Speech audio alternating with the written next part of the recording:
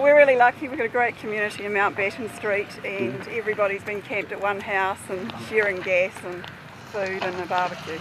The sun's pretty uptight. Yeah. Some of our other friends' children are screaming all night every time there's a shake. So, but we're lucky. We're used to camping and things like that, and there's a great community here. So.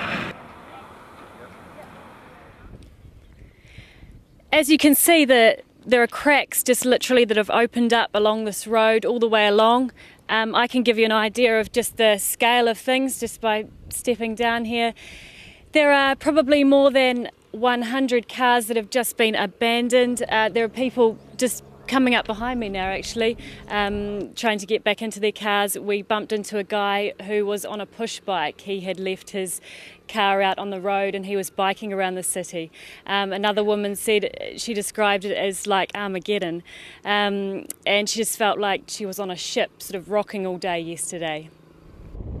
And so have you abandoned your car along here too? Yes, yes, I've just come to pick it up. Yeah, it's been here for about the last couple of days, so I thought better get it. We need the fuel because we got no fuel, so we need the car.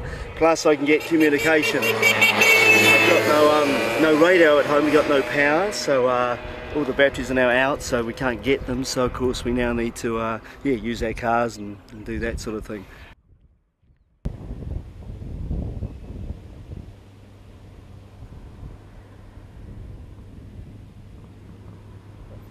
We've got water here because there used to be an old house here. Yep. And so we've put pipes into the line and we're filling some container. We've got to boil it of course, but it's water, because so far we haven't seen any sign of any truck, and water's water. So at least we've got no power, got no toilets, but we've got water. We don't get the bloody paper even delivered. Everyone's helping everybody else, helping out with food and that, because we've got no supermarket in this area open, so everyone's helping and giving to everybody else and being a big backup. Bit eerie at night with no street lights on. We don't want any burglars around because we can't put our alarm systems on with no power, but we're alive.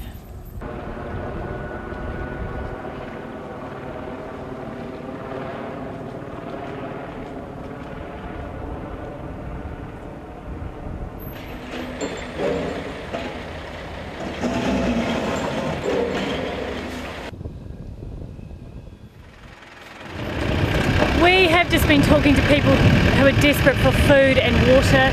We've been fortunate enough to actually catch a ride with a local. We're trying to get across to Marine Parade, which is just along the spit here. But most of these roads that we've been across are just impassable at the moment. There are roadblocks up everywhere.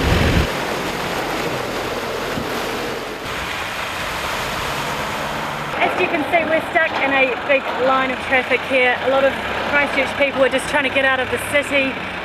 They've got their cars packed, caravans packed just up ahead there. The pumps have run dry, but there is a strong sense of community spirit here in Christchurch. People are sort of opening up their homes, offering beds, food, etc. We're going to go move out to my sister's. We don't have any power, no sewage, and everything is going yuck in the fridge, so it's time to leave town. And yeah, we'll go out there for a couple of days and see what's going to happen. They had a really scary day on Tuesday. They've done lots of talking about it, and we're telling them that got to look about the positive things, because we've been really lucky. We haven't been hurt or had loss of life, so it's all in perspective, I think. Well, we're sort of obviously concerned about all these quakes and the safety of the kids and stuff, so we've considered actually moving to Nelson, you know, because it's just too much. Permanent move or just... Permanent move, yeah. We were at the warehouse in Eastgate when it happened, and off the wall just collapsed. And luckily we just ran out the fire exit with my baby and the kids. But how we got out of there, I'll never know. It was amazing. But yeah, I think we've considered and thought about definitely moving. You know, we can't put up with this. You know, it's just crazy. And our house was pretty trashed. I'd say it's going to be written off. But we're all sleeping in the lounge and looking after each other and trying to cope. And have you been living in Christchurch for a long time? Yeah, well, forever. This Yeah, 19 years myself. Yeah. It's a pretty big call, isn't it, to move away? It is, because when the first one happened, we thought, obviously you just forget about it and you just get on with your life. But after the second one, that was absolutely horrendous. That was, that was way too much. You can't just pack up. This is our home. You know, it's where you live. That's where your life is, where your friends are, and it's just, gone. It's pretty bad.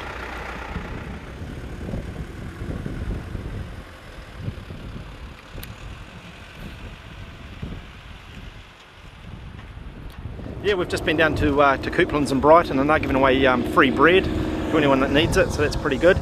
And we've just been down to the doctors and got a prescription for free and seen a doctor. We've been in the house for about 16 years and only really just starting to meet the neighbours in the last couple of days, so that's all pretty good. He's actually doing a food run for people that can't get out of their houses or got no petrol. Yeah, and so he went out to Rangiora to get supplies and just bring it back to people in like the street he lives in.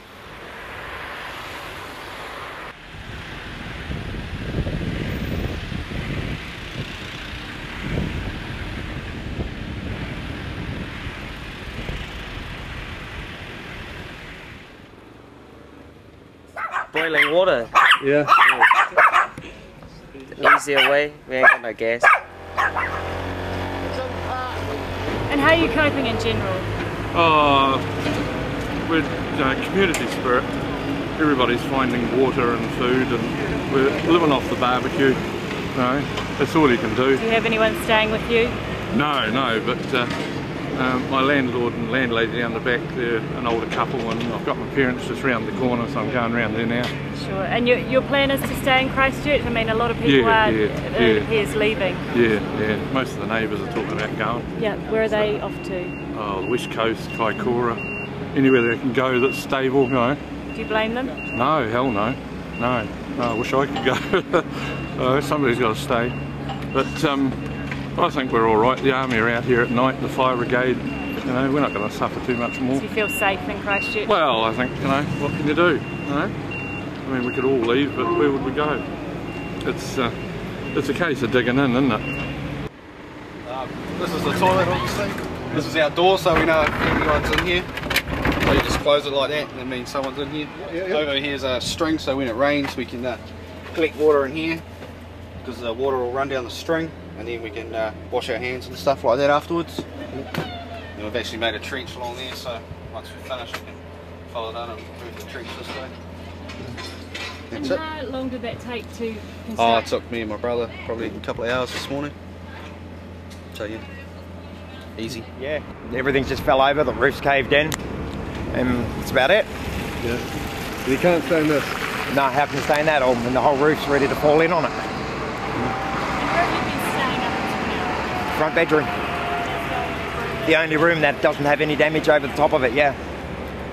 We've had constant running river because the water well over the back fence is blowing.